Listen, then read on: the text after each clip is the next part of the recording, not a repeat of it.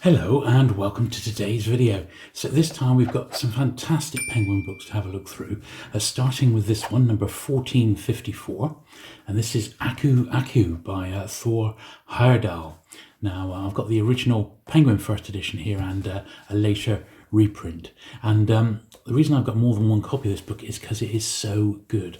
I absolutely loved this one when I first read it, and so I was delighted to get the original. It was this very one from 1960, and this looks at the famous explorer Thor Heyerdahl, and he explores Easter Island, and he was famous in the 50s for the Kon-Tiki expedition. That was his other really big hit. This book is fantastic. I mean, it reads almost like a thriller. And he's in constant battle with the actual natives of the island whilst he's there sort of doing his scientific research. Absolutely fantastic. It really, really is a great book. Probably one of my favourite non-fiction vintage Penguin books that I've ever read. I think it's just superb. If you've never read this one, I definitely would recommend it. It's great. And this one here, it's just a reprint of the same, but I think not anything like as good a cover as this one. I am going to do a special on Thor Heyerdahl because I've got some of his books from other publishers as well. I've also got a really nice Penguin box set that they published in the 1970s, which contains 3 of his books. So we'll have a look at Thor Heyerdahl in a future video, but those original Penguin ones are very, very good. Next we've got 1460. This is just an odd, quite poor condition Penguin fiction title. 2 Adolescents, Alberto Moraviva. Don't know much about him. Next is 1461, The Portuguese Escape by Anne Bridge. Once again, you'll notice that with these 60s titles, we are getting a little black and white vignette. You remember last time we had that little run of Abraham's Games titles where the books actually had full colour covers, and I thought they were really, really nice, but the experiment didn't really take off. Probably didn't get much support from publisher Alan Lane, so it sort of drifted away and never came back, at least not for many, many years. Next one here, Major Thompson and I. Once again, this has got a little bit more interest on the cover here. They are gradually, slowly but surely building in some illustrations. This one's got a few inside as well. I think this is a humorous title. Next we have a bit of early Penguin sci-fi, Fred Hoyle, science fiction by a scientist. The Black Cloud. Fred Hoyle, quite a noted science fiction writer. One of the original greats, you could say. Next we have 1468, Cards of Identity, Nigel Dennis. Now this is interesting because it's got it's quite a thick book, and it's got an oversticker there of 5 and 6. So this may well have been on the shelf. It probably didn't sell that well to begin with, and the book was repriced. So it's got a cover by Andre Francois. Seen a few illustrations by that artist before, and we'll just spine these up as we go along. Next we've got 1469, Butterfield 8, John O'Hara. I don't know what it is about this particular book. I think it must have had a massive print run, because you seem to find it everywhere, although I'm surprised my copy's not that great. Probably because I know that I've got it and remembered it. I've not bothered to pick up any more copies of it. Doris Lessing, great author, The Habit of Loving, 1473. And one of the few crime titles. We've not got loads this time round, but this is one. It's Hide My Eyes, Margery Allingham. Murder near London Theatreland.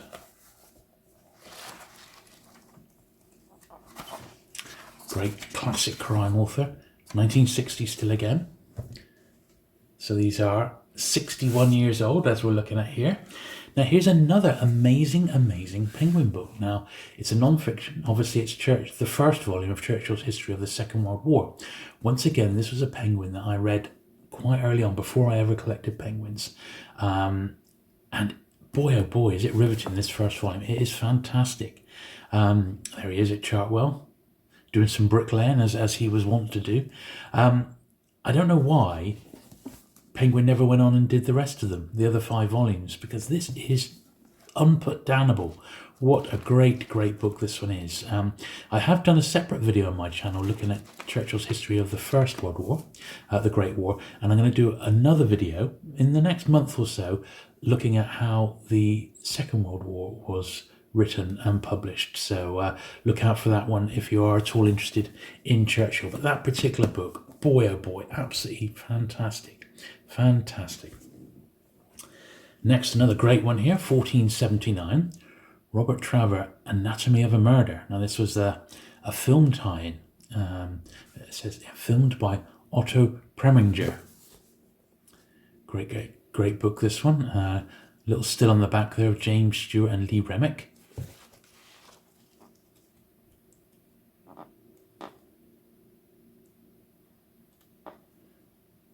Great book, this one.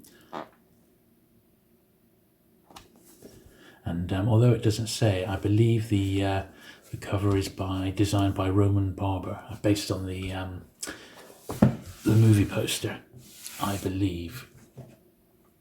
Next, the first of what will become a lot of D.H. Lawrence books this time round. And in fact, this could be a D.H. Lawrence special, even though we've had some great books. So, Penguin had always been Lawrence's publisher, but they really went to town when they decided to publish Lady Chatterley's Lover. So this is one of a batch that they published, 1480, which was The Trespasser. And then here's 1482, England by England. And you'll notice that this design here was one very much specifically aimed for D.H. Lawrence. It was just his very own logo, like they did with a few other authors. So here it was, 1484, perhaps one of the most famous vintage Penguins of all. And this is the first printing of Lady Chatterley's Lover. So when it came out, it was always going to cause a storm. So upon publication, 15 copies were presented to Scotland Yard, and the summary trial was opened. Here we are, here's the first printing.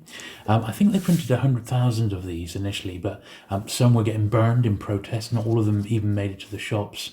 The book was an immediate sellout, and it is actually, I feel, quite a difficult Penguin to get in first edition. The second printing after the trial is much more common, but basically not long after publication, Penguin had to go to the Old Bailey, and it was the Crown versus Penguin Books, and it was basically the jury were asked, is Lady Chatterley's Lover obscene? So they were asked to review the book as a total item, not just the sort of the sex scenes and the dirty language, but look at the book on its literary merits. And the judge quite famously said, would you be happy to have your wife or even one of your servants read this book? To chortles of laughter in the court, just showing how absolutely, totally and utterly out of touch the British establishment and the judicial system was at that time. Obviously, Penguin won, and they went to town and published this second edition with the introduction by Richard Hogarth.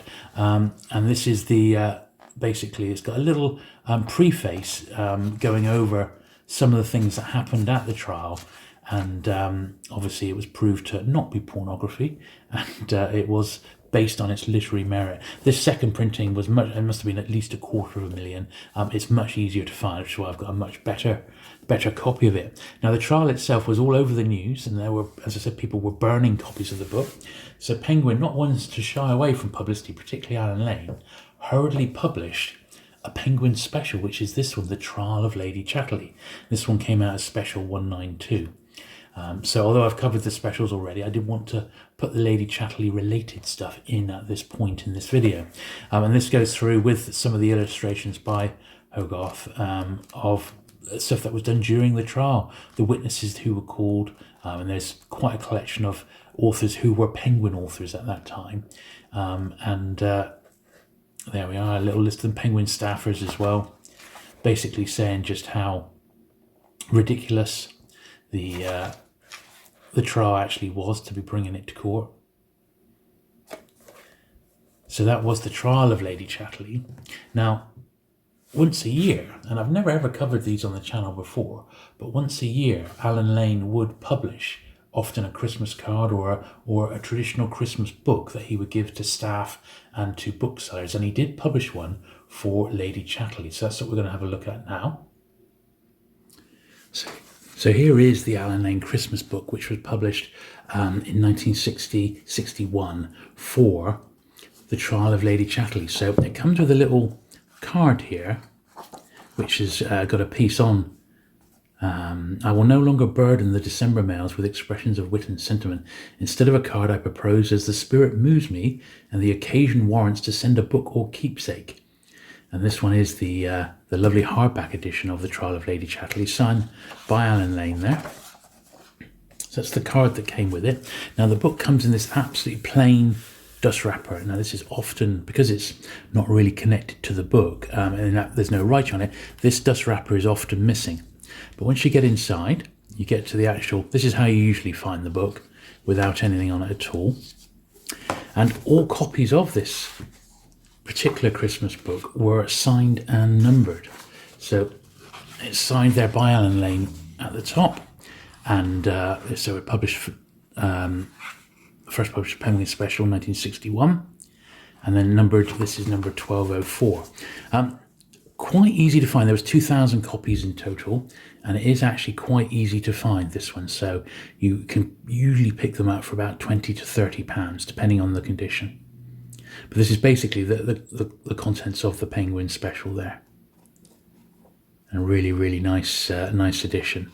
And something that's become almost historic. The trial is sort of noted in the UK. It's the beginning of the 60s permissive society is what they call it. So whether you agree with that or not, I think certainly it's a very, very interesting part of the Penguin story. The judge's own copy of Lady Chatterley with his notes and that was recently sold at auction. It had been in a collector's hands for a while. I believe the Penguin Collectors Society helped fund the purchase of that one to go into the official Penguin archive in Bristol, and it sold for a few £1,000s, that one. It was even kept in its own little bag. Couple more Lady Chatterley related bits. So this one, on the 50th anniversary of the publication of Lady Chatterley, so 2010, Penguin released this version of it with a very sort of similar cover, harking back to Lawrence's original logo. This is the 50th anniversary edition, introduction, or afterward rather, by former Penguin editor and sadly missed Penguin expert Steve Hare. And yeah, published in 2010. And Steve does go over the Lady Chatterley timeline there, and what actually happened related to the publication of the book. As I said, it was a key part in British publishing and also in Penguin's history. Then the final book, which came out a little bit later, it was Penguin 1668. So I'm showing this one again out of order, but because it's a Chatterley related bit of the video, apropos of Lady Chatterley's lover and other essays. And this may well be, it's one of those thin little probable tie-in books that Penguin published, only 150 pages, on the back of all the publicity of Lady Chatterley and D.H. Lawrence in general. There we are.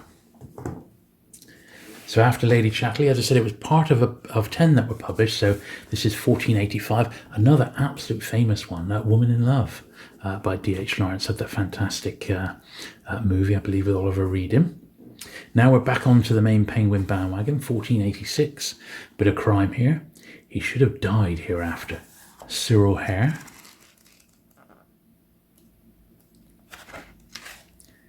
Still 1960. What a year it was, eh? 60s certainly came in with a bit of a bang for Penguin. 1493, Nabokov's Dozen, another absolute classic. Never read any Nabokov. This is a good one to try. Good little sampler of the writer's work. 1500 then, World in a Jug, Roland Gant. Don't know much about that one. Looks like it's 1930s gangsters by the look of it.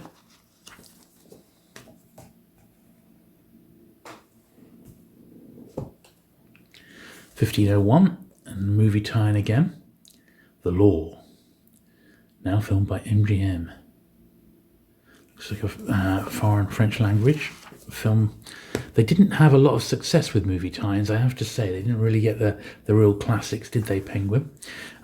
James Thurber, Further Fables for Our Time, early Faber cartoon book. Penguin did a few of these around this period, and I think they're really good. Do like the Penguin cartoon books. Later on, they would go to B format. Nancy Mitford, Voltaire in Love. And in actual fact, I think we do see another Penguin biography of Lawrence, D.H. Lawrence, a little bit later as well. But this is the one of the very popular author, Nancy Mitford, still popular today. Looks a little dry, doesn't it, to me? Let's pop those Lawrence books over there and we'll start a new pile there.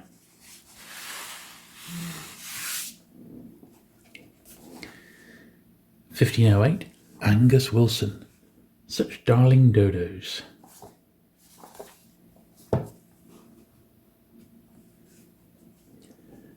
(1511) is The King is Dead by Ellery Queen.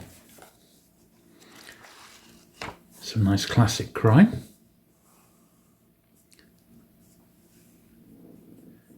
1514 is, oh, well, here we are, look, The Intelligent Heart, the story of D.H. Lawrence. So here is the one in the Penguin biography format that we saw just now with Nancy Mitford.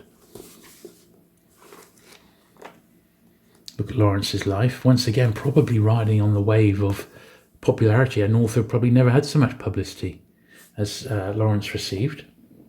1519, Bitter Honeymoon, Alberto Moravia, an author I've read. 1520 is Young Torless, Robert Musil.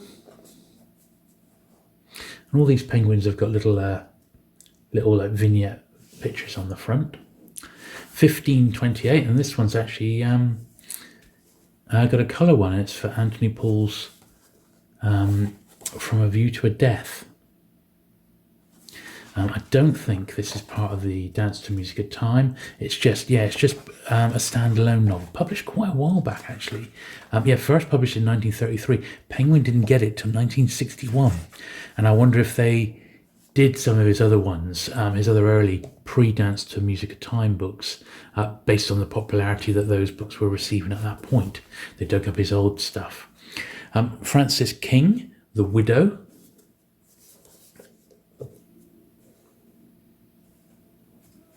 Then we've got 1532, Pigeon Pie, another Nancy Mitford. Don't fancy any pigeon pie. Not today, please. Now this one is 1536. It's Lord Hornblower. Now I'm not sure, but I think this might be a reprint. No, it still says it's the first from 1964, but I believe it didn't come out as planned. So the design is for a time which is a few years after what we're looking at, but it is still the first printing, and it's the first time that number was used.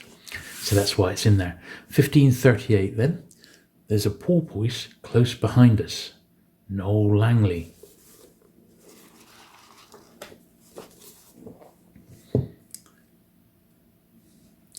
(1544). Great one here. So this is John Wyndham and Lucas Parkes, and it's The Outward Urge, which is more sort of sci-fi rather than Wyndham's sort of stories with a twist. Still very, very good. Split into the 5 parts in this particular one, as Wyndham would often do, rather than having chapters. Eminently readable, fantastic author. Probably up there with my top 5 ever favourite authors is Wyndham. It's the last few books now that we've got. So 1545, The Rack, A.E. Ellis. Put him on the rack. Oh, please don't. 1551 is The Breaking of Bumbo, Andrew Sinclair. Once again, some of these I don't know a lot about them. I don't know if they were quite a short book, that one. Don't know if Penguin were just trying different authors. 1553, Cork in the Doghouse, MacDonald Hastings, a crime title. And you sort of know what you're going to get with something like that. The first one of these, I believe, we've seen, and Penguin published quite a few of these, and they were immensely popular, based on the Doctor series, and they were being filmed at this time as well. And this is Doctor in the House, Richard Gordon. Very, very common, these. At least they used to be. They used to turn up everywhere. So I think they have massive print runs. And here's another one, 1561, Doctor at Sea. Once again, Richard Gordon. Now a very early Penguin modern classic, Nathaniel West, Miss Lonely Hearts and a Cool Million. I absolutely love these early Penguin modern classics. They are fantastic. They really, really are. I can understand collectors who just collect these editions. They're just beautiful. Something about them that I just absolutely love. And these early ones, I think, are real works of art. So I always pick them up when I see them, even if they're not in the best of conditions. 1569 then, Cousin Harriet, Susan Tweed's Muir. Linton Lamb signed on the cover there. Then we've got another crime one, 1579, The Man in the Net, Patrick Quinton. Bit of a beaten up crime one, but a lot of these are just ones that I've not bought from dealers. They're books that have come across when I've been out and about, you know, got lucky finds. This was the sequel to Elephant Bill by J.H. Williams, The Spotted Deer. It wasn't quite such a big hit as Elephant Bill. 1593 is Prep School, James Kenwood. Once again, it's a fiction one, sort of set in and around prep school, I believe. Then we've got the last crime one today. It's a Simonon, Maygray's first case. Really, really like Simonon. This is young Maygrey. And I am planning on doing a Simonon special in vintage paperback. Once I've pulled them all together, there's an awful lot across my Penguins. There's some in Pan, I've got some in Foursquare. They're all over the place. So once I've pulled them all together, I might well do a special on that. And then we're ending with number 1600 with A Performing Flea, which is a collection of letters and essays by P.G. Wodehouse. Absolutely great one to dip in and out of if you just fancy a little bit of a Wodehouse hit, as it were. Great stuff. So there you go. I hope you enjoyed looking through that latest batch of vintage Penguin paperbacks. Certainly there were some fantastic books in there, a lot of books that I absolutely adore, and I was very happy to share those with you today. If you have enjoyed this latest video, do please give it a thumbs up. Do please consider subscribing for regular vintage Penguin books content, and I shall look forward to seeing you again very soon. Bye.